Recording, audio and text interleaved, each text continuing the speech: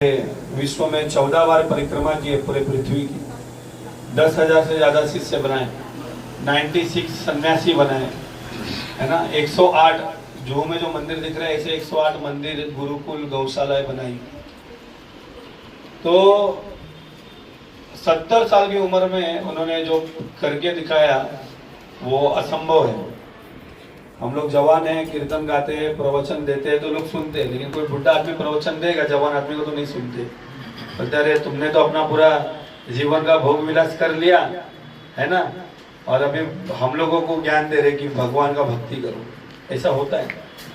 लेकिन श्रील प्रभुपाद जी ने प्रचार किया तो प्रभुपाद जी ने अपने शिष्य को कहा कि अरे मैंने प्रचार कर लिया अपने कैपेसिटी से बाहर का, लेकिन अब तुम्हारी जिम्मेदारी है, तुम अपनी कैपेसिटी से प्रचार करो। इसलिए हर भक्त को अपनी क्षमता के अनुसार प्रचार करना चाहिए। वैसे हमारे यशवंत प्रभु, अभी मैं देखा 2 माताजी और आई थी, उनको प्रीच कर रहे थे, तो अपने क्षमता से लोगों को प्रचार करना चाहिए। ऐसे तो बहुत अष्टकम हमने सुने रहेंगे, गुरुवाष्टकम, शिक्षाष्टकम, लेकिन भगवान कृष्ण ने भी एक गाया है प्रिया अष्टकम। भगवान बोले कि मुझे सबसे अधिक प्रिय कौन है? जो मेरे भक्ति का प्रचार करता है। नच अन्न प्रियतरो भूमि यदम परमम गुह्यम मद भक्ति सुविधासिनी। तो इसलिए प्रचार करना चाहिए, और प्रचार का हम फल देख रहे हैं कि कोई ना कोई वैष्णव भक्त बनता है, तो उनके माध्यम से भक्त बने। तो बहुत धन्यवाद है माता जी का। वो माला करते हैं, और अभी ऑनियन गार्लिक भी माता जी बता रहे थे कि ऑनियन गार्लिक भी नहीं खाते। ऐसे तो अक्षय तृतीया में उनके परिवार में लोग पूना गए हैं, कुछ लोग पूना में उनका कुछ पारंपरिक विधि होती है पितरों को तर्पण देने की, लेकिन माता जी बोली कि नहीं, मैं यहीं पे अक्षय तृतीया में कीर्तन कराना चाहती हूँ। तो मैंने बोला कि अच्छा बात है ना, पितरों को डबल कृपा प्राप्त होगी, उधर से उनको करने दो कर्म कांड के हिसाब से, और यहाँ हम लोग भक्ति मार्ग से पितरों को संतुष्ट करते हैं। तो जो भगवान का भजन करता है, भगवान का नाम जप करता है, वैष्णव धर्म का पालन करता है, उसके पितरों का ऐसे ही उद्धार हो जाता है। अरे नारद मुनि ने कहा है भूताप्तॄणाम पितॄणाम न किंकरो नायम ऋणी च राजन सर्वात्मना या शरणम शरण्यम गतो मुकुंदम परिहर्ते करतम। सबका, केवल पितरों का नहीं माता जी, सारे ऋण से व्यक्ति मुक्त हो जाता है। भूताप्तॄणाम पितॄणाम देवर्षि ऋणाम, सारे जितने ऋण है आपके, ऋण मतलब लोन है, सब चले जाएंगे। खाली ICI SBI का नहीं जाता है, वो अपने को EMI से देना ही पड़ता है। बाकी जितने आपके ऋण होते हैं, शास्त्र बोलते हैं, सब चले जाते हैं। आज का जो प्रोग्राम पूना में है ना, तो मेरा पुत्र ये सब गए, मैं नहीं गई तो हमारे प्रभु जी बोले तो नहीं गई तो मैं भी कर जाऊँ। तो सुबह से वो इतना काम करे, दादा जाके सब लेके आए, दिन भर मुझे इतना मतलब हेल्प की उन्होंने, सब किया उन्होंने। नहीं, बहुत अच्छा है। सुरेश भोसले प्रभु जी, माता जी कलयुग में ऐसा है ना कि कंठी नहीं पहना है, तिलक नहीं लगाया, नाम जप नहीं कर रहा है, लेकिन अगर अपना लाइफ पार्टनर चाहे पत्नी हो या पति हो आपके भक्ति का विरोध नहीं कर रहा है ना, तो भी वो भक्त है। कलयुग में और ज्यादा एक्सपेक्टेशन नहीं रखना चाहिए। तो कलयुग में इतना ही है कि अगर आपको भजन करने के लिए नहीं रोक नहीं रहे तो भी वो भक्ति है। तो ऐसे ही हुआ था ना, कालिया नाग को जब मारा भगवान ने, तो उनकी पत्नियों ने भगवान की स्तुति की, तो भगवान ने सबको मारा, लेकिन कालिया को इसलिए छोड़ा, बोला कि तेरी पत्नी भक्त है और मेरा भजन करे, इसलिए तेरा भी उद्धार हो जाएगा। तो अच्छा है बहुत। सुरेश भोसले जी का भी धन्यवाद है, और वो रुके। तो ये अक्षय तृतीया पे इन्होंने कार्यक्रम कराया। तो आज की बहुत सारी महिमा है, और विशेष महिमा तो ऐसे सब आप लोग जानते हैं, यूट्यूब रील्स भी सब देखते हैं, लेकिन माधवेंद्र पुरी जी आज से चंदन यात्रा प्रारंभ होती है। श्रील प्रभुपाद जी ने कहा था कि भगवान का जो विग्रह की पूजा करता है, जिनको इंटरेस्ट है या जिसके घर में विग्रह है, जो विग्रह की पूजा करता है, केवल अक्षय तृतीया में नहीं, प्रतिदिन उन्होंने कहा कि 4 चीज, गंगा जल, चंदन, ये चंदन नहीं, ये तो गोपी चंदन है, दूसरा चंदन आता है वो पुष्पा वाला, जो पुष्पा लेकर आता रहा वो चंदन लकड़ी वाला। तो गंगा जल और चंदन उसमें घस के और केसर मिलाना है। केसर जानते हैं, ओरिजिनल केसर जो होता है वो केसर मिलाना है उसमें, और तुलसी पत्र। मतलब आपने चंदन घिसा गंगा जल से, उसमें थोड़ा सा केसर डाला, फिर उसको तुलसी की लकड़ी से ऐसा उठाना है, ये प्रभुपाद जी ने कहा था हेड पुजारी को, और तुलसी के पत्र पे लगाना है, और वो तुलसी का पत्र भगवान कृष्ण के चरणों में लगाना है। इसलिए आप देखेंगे, कभी थोड़ा सा ध्यान से देखेंगे तो रास बिहारी, गिरधारी, इनके चरणों में जब वो त्रिभंग ललित मुद्रा में भगवान खड़े है ना, पैर टेढ़ा करके, तो जो पैर है उसके ऊपर आपको तुलसी का पत्र दिखता है। तो तुलसी का पत्र अर्पण करने से भगवान बहुत बहुत बहुत प्रसन्न होते हैं, और उसके बाद श्री वैभव सब उसको प्राप्त होता है। तो हमारे भक्त लोग क्या करते हैं, तुलसी पत्र को चंदन घस के रख देते डब्बे में, वो सूखेगा चलेगा, फिर थोड़ा सा आप गुलाब जल डाल के, गंगा जल डाल के उसको पेस्ट करना है। जो भी घर से लोग ऑफिस में जा रहे हैं या जो भी आपके घर पे लोग हैं उनको बुलाना है, भाई आते समय प्रणाम तो करते हैं लोग ना मंदिर में, तो चंदन लेना है, तुलसी पत्र पे लगाना है, उनको बोलना कि भाई भगवान के चरणों में केवल ऑफर करते हैं। बस इतने करने मात्र से भगवान प्रसन्न होते हैं और उसको अपना सर्वस्व देते हैं। ये प्रभुपाद जी ने अपने हेड पुजारियों को कहा था। और ये देते समय एक प्रार्थना करनी है, जो शिक्षा अष्टकम है चैतन्य महाप्रभु का, 8 जो शिक्षा है चैतन्य महाप्रभु की, उसमें से जो है ना, अये नंद तनुज किंकरम पतितम माम विस्मय भवाम बुधौ कृपया तव पाद पंकज स्थित धूलि सदृशिम विचिंतया। ये प्रार्थना करनी चाहिए। अये नंद तनुज किंकर, अये मतलब अरे ओ नंद तनुज, अरे ओ नंद बाबा के पुत्र श्री कृष्ण, क्योंकि वृंदावन का भाव है ना। चैतन्य महाप्रभु कौन है, साक्षात कौन है, कृष्ण है, लेकिन राधा रानी का भाव लेकर आए, तो वृंदावन का भाव है। बोले कि अये नंद तनुज किंकरम, हे नंद बाबा के पुत्र श्री कृष्ण, मैं आपका कौन हूँ, किंकर हूँ। किंकर मतलब दास। किंकर, मैं आपके लिए क्या करूँ। जो नौकर होता है पूछता है ना, किंकर। हम लोग को फोन आता है तो बोलते हैं ना, हम आपकी क्या सेवा कर सकते हैं, बैंक से आता है कहीं से आता है, तो हम आपके और कुछ सेवा कर सकते हैं, किम कर। और ये हनुमान जी का उपाधि किंकर। हमारे किंकर लोग, हमारे एक गुरु भाई थे, जब हम लोग ज्वाइन किए थे इसको, तो उनका नाम गुरु महाराज ने दिया था राम किंकर दास। क्या नाम दिया था, बहुत गरीब करके थे।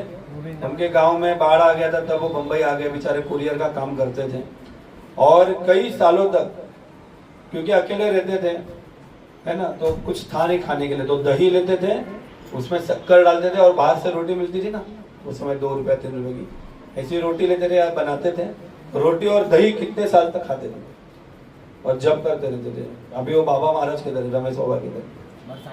तो राम किंकर दास उनका नाम पड़ा। तो अये नंद तनुज किंकर, मैं आपका कौन हूँ, दास हूँ। तो भगवान के हम लोग कौन है, दास है। जीव का स्वरूप क्या है, भगवान का नित्य दास। अगर हम भगवान का दासत्व नहीं स्वीकार करेंगे तो हमको दास तो बनना ही पड़ेगा। आप देखेंगे कोई ना कोई किसी न किसी की सेवा में है, सेवा करना ये व्यक्ति का स्वभाव है। या तो व्यक्ति अपने परिवार की सेवा कर रहा है ना। कभी कभी हम लोग बोलते हैं मंदिर आइए संडे को, तो भक्त लोग बोलते नहीं नहीं प्रभु जी बिल्कुल टाइम नहीं है। कैसे टाइम नहीं है, रोज सुबह आदमी उठ रहा है, ब्रश कर रहा है, पूरा उसी कॉन्शियसनेस में, जूता पहन रहा है, मौजा पहन रहा है, इस्त्री किया हुआ कपड़ा पहन रहा है, इन कर रहा है, मगजमारी करके ट्रेन में चढ़ रहा है, बस में चढ़ रहा है, 8 घंटा ड्यूटी कर रहा है, बॉस की गाली खा रहा है ना। घर पे आते समय पीपा पूपा सुनते समय घर पे आ रहा है। 8 घंटा डेली तैयार होके आदमी जा रहा है, ऑफिस में काम कर रहा है 6 दिन, लेकिन खाली 7वें दिन पे भगवान और प्रभुपाद जी कह रहे कि 7वां दिन खाली आप एक दिन मंदिर आइए 4 घंटे के लिए, 3 घंटे के लिए कथा सुनने के लिए, दर्शन करने के लिए। तो हम लोग बोलते टाइम नहीं है। फिर भगवान, फिर तो विचार करना कैसे टाइम नहीं है। 6 दिन आप टाइम निकाल रहे हो, सुबह उठ रहे हो, अलग अलग कपड़ा पहन रहे हो, जूता मोजा सब फिट फाट होके जा रहा है आदमी, लेकिन एक दिन उसका पता नहीं क्या हो जा रहा है, उसको कौन सा आलस पकड़ ले रहा है या क्या हो जा रहा है कि वो एक दिन बोलता है मैं मंदिर नहीं आ सकता। तो दास तो बनना ही पड़ेगा, सेवा तो करनी ही पड़ेगी। तो यहाँ पे महाप्रभु कह रहे हैं जो प्रार्थना है, अयि नंद तनुज किंकरम, हे नंद बाबा के पुत्र श्री कृष्ण मैं आपका दास हूं। अयि नंद तनुज किंकरम, लेकिन मैं अभी आपको भूल के पापी बन चुका हूं। पतितम माम विषमय भवाम बुधो, मैं विषयों में पढ़ के मैं इस भवाम बुधो, भवाम बुधो मतलब अम्बुध मतलब समुद्र होता है, और भव सागर, इस जन्म मृत्यु काम क्रोध लोभ मोह मद मात्सर्य इन सबको क्या कहा जाता है? भव, भव अम्बुध, भवाम्बुध, इसमें संसार में गिर चुका हूं जिसके कारण मैं आपको भूल चुका हूं। भवाम्बुध, तो मुझ पर कृपा कीजिए, ये मेरा तुलसी पत्र स्वीकार करके कृपया तव पाद पंकज, आपके चरण कमलों में जो धूल है, कृपया तव पाद पंकज स्थित धूलि सदृशम विचिंतय, उस धूलि का एक मुझे कण बना दीजिए। क्या बोल रहे महाप्रभु? मुझे धूलि का एक कण बना। तो ये प्रार्थना करना है। और उसके बाद प्रभुपाद जी बोले दो चीज और बोलना है। पहला तो ये बोलना है कि मुझे मेरे हृदय में समस्त जीवों पे सदा, मेरे हृदय में समस्त जीवों के प्रति कृपा मतलब दया मेरे हृदय में बना रहे। हमारे हृदय में सबके प्रति दया नहीं होता है। कल हम लोग कुछ भक्त लोग डिस्कस करते हैं, भक्त लोग ऐसा नॉनवेज तो नहीं खाते, ऑनियन गार्लिक नहीं खाते, लेकिन कभी कभी मानवता नहीं दिखाते, है ना। जैसे हमारे भक्त लोग बता रहे थे, एक डिवोटी थे, उनके पास एक ड्राइवर था डिवोटी, तो वो जाते थे और वो ड्राइवर डिवोटी बेचारा, तो अभी बड़ी दोपहर में धूप में ये उसकी गाड़ी खड़ी है, चाबी लेके चले जाते थे, 5-5 घंटा वो आराम से सो रहे, लेकिन उनका ड्राइवर वो जब कर रहा है उसको गाड़ी में बैठने नहीं देते ना, क्योंकि एसी चालू करके बैठ जाएगा। अब सोचिए वो किधर बैठेगा आदमी, उसको एक नंबर लग रही, कहीं जा रहा है, क्या करेगा आदमी। तो ये दया नहीं दिखाते। तो दया मतलब सब कुछ दया होती है। कभी कभी अभी हम लोग भी थोड़ा सा दया कम कर देते हैं, मच्छर ज्यादा होती तो बैडमिंटन लेकर आते हैं, चाट चूट चूट मारते रहते हैं, है ना, फिर वो आदत ही पड़ जाती है। तो प्रभुपाद जी बोले कि ये प्रार्थना करना चाहिए कि मेरे हृदय में सभी जीवों के प्रति दया हो, और दूसरा, हे प्रभु मुझ पर कृपा करके सदैव मुझे आपके भक्तों का संग प्राप्त होता रहे। क्या प्राप्त होता रहे? आपके भक्तों का संग प्राप्त होता रहे। हमारे शिक्षा गुरु एक बात कहते थे कि जीवन में जो 4 बड़े पाप है ना, जो हमको 4 प्रिंसिपल है इस्कॉन के, ये चारों में से कोई एक पाप हो जाए, किसी दीक्षित भक्त से, अदीक्षित भक्त से, वैष्णव से, या चारों के चारों भी हो जाए, और आपके हृदय में बहुत लज्जा और घिन पैदा हो, अरे अभी मैं कैसे भक्तों के समाज में जाऊं, फिर भी कहा गया सारे घिन लज्जा को साइड में रख के आप कैसे भी इतना बल लगाइए कि अपने इस पंच भौतिक हाड़ मांस के शरीर को लेके जाके केवल भक्तों के बीच में बिठा दो, आपको वापस वो प्यूर कर देंगे। तो ये प्रभुपाद जी कह रहे हैं कि ये मांगना चाहिए। क्या मांगना चाहिए? पहला क्या? सबके प्रति मेरे हृदय में दया उत्पन्न हो, और दूसरा मुझे हमेशा भक्तों का संग प्राप्त हो, क्योंकि ये कलयुग है। हमारे गुरु महाराज कहते हैं कि सन्यासी भी अकेले भजन करेगा तो माया उड़ा देगी उसको। ये परम विजयते श्री कृष्ण संकीर्तनम, नॉट ओनली कीर्तन। अकेला भजन करेगा तो नहीं कर पाएगा। संकीर्तन, हम लोग को संग में रहकर कीर्तन करना है। जापान में एक बार क्या हुआ, बहुत बाढ़ आई, तो जापान में बहुत बाढ़ आई ना, तो सब कुछ गिर गए, बड़े बड़े बिल्डिंग सब गिर गए, लेकिन उधर है ना एक बगीचे में 10-15 पेड़ थे, वो पेड़ नहीं गिरे। लोगों ने परीक्षण किया पेड़ क्यों नहीं गिरे, तो पता चला वो पेड़ों की जो जड़ें थी नीचे से एक दूसरे को पकड़े थी। देखा आपने, जड़ जो होती है, पेड़ जो होते हैं ना, उनकी जड़ें बहुत लवण का खोज करते करते, मतलब वो खनिज खोजते खोजते एक गांव से दूसरे गांव तक जड़ें पहुंच जाती, कभी कभी बरगद पीपल के पेड़ की, तो एक दूसरे को वो जड़ों ने पकड़ा हुआ था, इसलिए कितना भी आंधी आया तो गिरा नहीं। इसलिए भक्तों से और भगवान से यही प्रार्थना करना चाहिए कि मुझे क्या मिले, सदैव भक्तों का संग मिले। हमारे आचार्य लोग यही गाए ना, तांदेर चरण से भक्त सनेवास, जन्म जन्म प्रभु ए अभिलाष। तांडेर चरण से ही भक्त सनेवास, प्रभु मैं आपके चरणों की सेवा करते रहूं, लेकिन मुझे हमेशा भक्तों से सना रखो। जैसे आटा और पानी को सन दे दे तो मालूम नहीं पड़ता ना पानी किधर है, वैसे बोलते मुझे भक्तों में सना रखो। तो ये नरोत्तम दास ठाकुर प्रार्थना कर रहे हैं। वृत्रासुर भी चतुर श्लोकी भागवत में यही प्रार्थना कर रहे हैं ना 4 श्लोकों में। मम उत्तम श्लोक जनेषु सख्यम संसार चक्रे भ्रमतस्व कर्म भी तुम माया आसक्त गृहवृत्त जनेषु। बोल रहे कि हे वृत्रासुर, मरते मरते राक्षस है, लेकिन प्रार्थना क्या कर रहा है भगवान से? मम उत्तम श्लोक जनेषु सख्यम, हे उत्तम श्लोक श्री कृष्ण। श्री कृष्ण का एक नाम उत्तम श्लोक है। क्यों? क्योंकि उनके लिए जिन श्लोकों को स्तुति की जाती है वो उत्तम हो जाते हैं, या वो उत्तम श्लोक ही है। तो हे उत्तम श्लोक श्री कृष्ण, मुझे पता है मैं असुर हूँ, मैं रजोगुणी और तमोगुणी हूँ। रजः तमः स्वभावस्य ब्रह्मण वृत्तस्य पापमना। मैं जानता हूँ मैं राक्षस हूँ, मैं रजो और तमोगुण में रहने वाला व्यक्ति हूँ, इसलिए मेरा तो वैकुंठ में जाना संभव नहीं है। लेकिन मम उत्तम श्लोक जनेषु सख्यम, मेरे पर एक ही कृपा करना। संसार चक्रे भ्रमतः सुकर्म भी, मैं अपने कर्म के कारण भले संसार में जन्म मृत्यु लेता रहूं, लेकिन मुझे जब जब जन्म देना जनेषु सख्यम, आपके भक्तों का क्या बनाना? सखा बनाना। आपके जो भक्त है, आपके जो दास है, हरिजन है, उनका मुझे क्या बनाना? मित्र बनाना। तो हम लोग बहुत सौभाग्यशाली है। नजदीक रहने पे उसका अनुभव नहीं होता है, वो अलग बात है। जरा 1-1.5 महीने के लिए गांव जाके देख लेना, तब मालूम पड़ेगा। तो जिनको भगवान के भक्तों का संग प्राप्त हुआ है, ये बहुत भाग्यशाली लोग हैं। इसलिए इस्कॉन जो प्रभुपाद जी ने बनाया, इस्कॉन का नाम क्या है? अंतरराष्ट्रीय कृष्ण भावनामृत संघ। ये संघ है। संघ मतलब समूह है भक्तों का। इधर आपको आकर सबसे पहला क्या प्राप्त होगा? साधु संघ प्राप्त होगा। राम जी ने भी कहा प्रथम भक्ति कर संतन संग। तो भक्तों का संग प्राप्त होता है, और भक्तों का संग प्राप्त होने पे सब कुछ प्राप्त हो जाता है। पुण्य पुंज बिनु मिलहि न संता, सतसंगति संस्कृति कर अंता। तुलसीदास जी कहते हैं कि पुण्य का जब पुंज उदय होता है तब संतों का भक्तों का संग प्राप्त होता है। और भक्तों का संग प्राप्त होने पे क्या होता है? भक्तों का संग प्राप्त होने पे सत्संग होता है, कीर्तन होता है, यात्रा जाती है, मंदिर जाते हैं, आध्यात्मिक डिस्कशन होता है।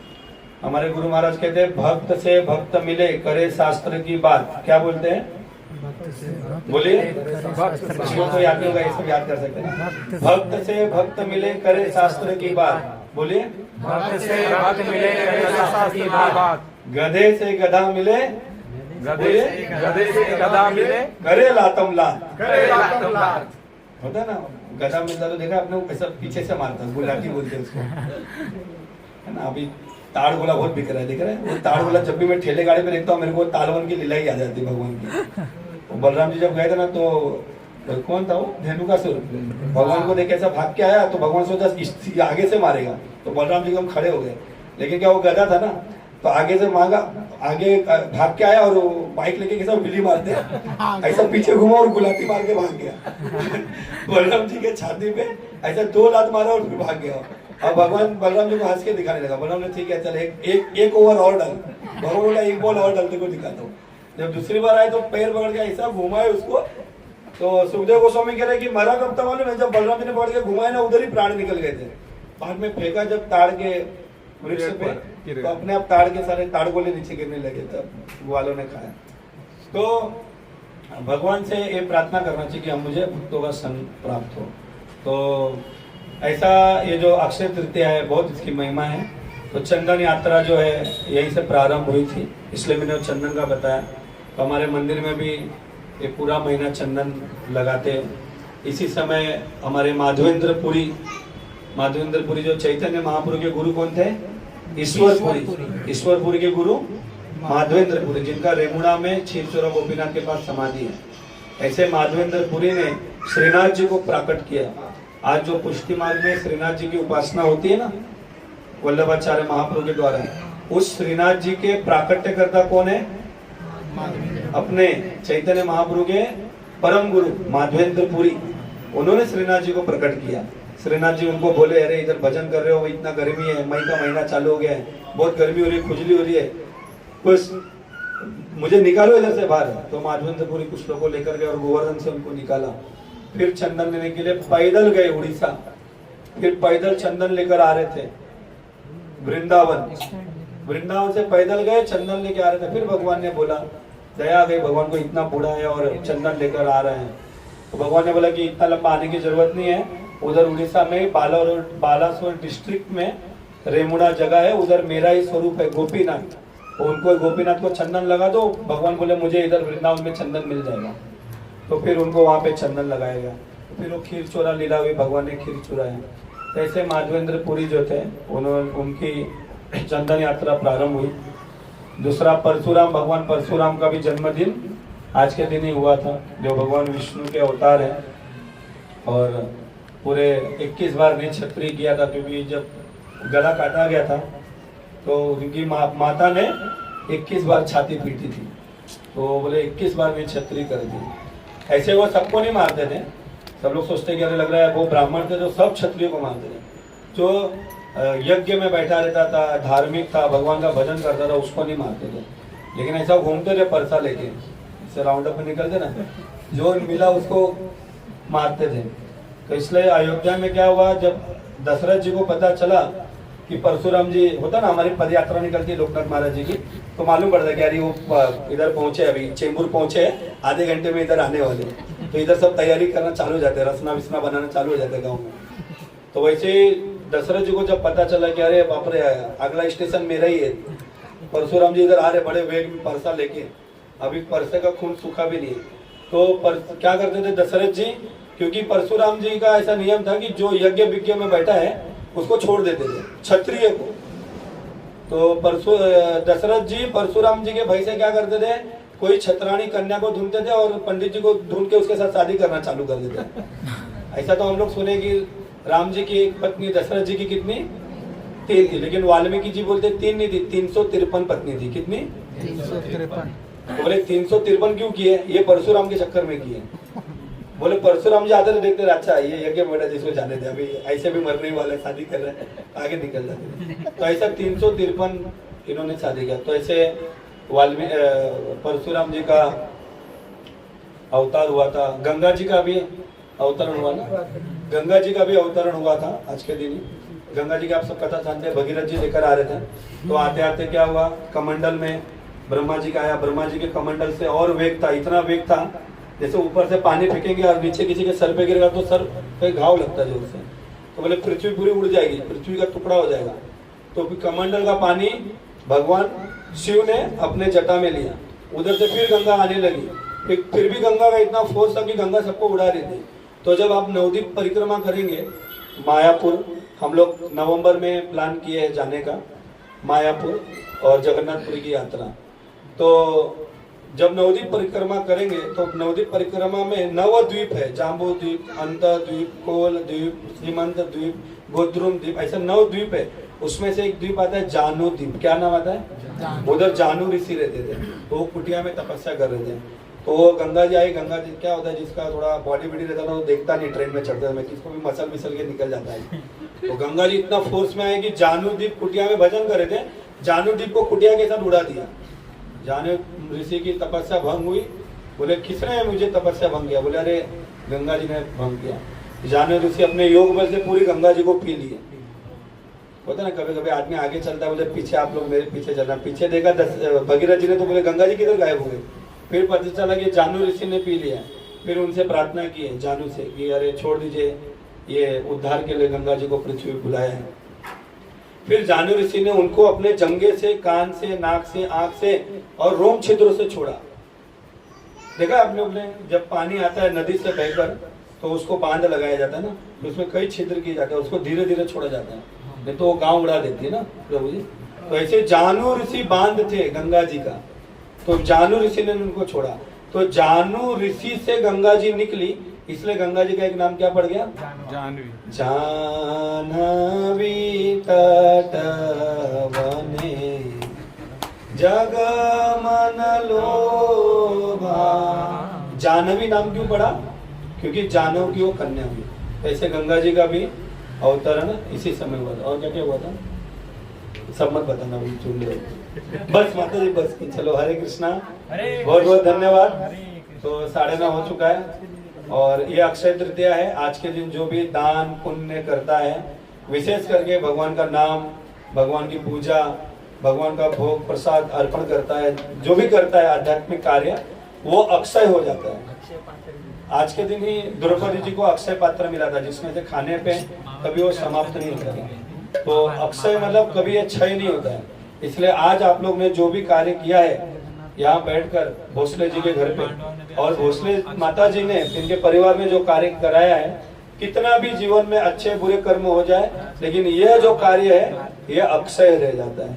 इसलिए इसका नाम क्या है? अक्षय तृतीया। श्री अक्षय तृतीया की हरे कृष्ण। जगत गुरु श्रील प्रभुपाद की हरिनाम संकीर्तन की हरे कृष्ण। तो माता जी ने प्रसाद सबके लिए बनाया है, सभी लोग प्रसाद लेकर जाइए। हरे कृष्ण।